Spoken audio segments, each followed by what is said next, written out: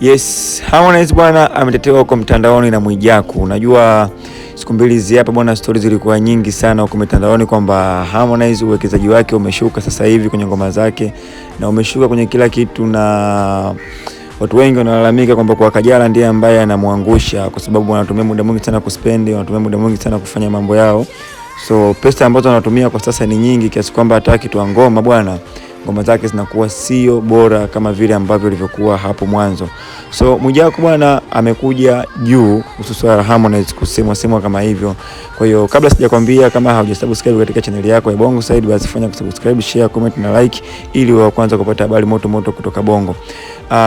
Mwijaku bwana amekuja Instagram, ameandika kwamba kuwa amechungulia balance ya Harmonize huko bank account na amekuta kibunda cha kutosha.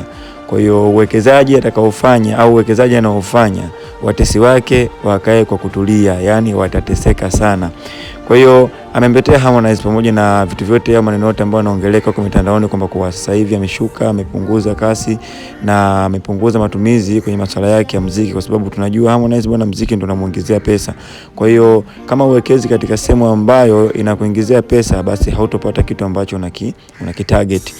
So Mwijaku ameongea hivyo na ametuma kijembe kwa ndugu yake au kaka yake na Harmonize bwana Nasibu, kwa hakuna kitu ambacho kitamwangusha Harmonize kwa sasa hivi, kwa sababu pesa anayo na investment anafanya kubwa. So wakae kwa kutulia, watesi wake wote wa Harmonize, hakuna cha kumchanganya wala hakuna cha kumvuruga.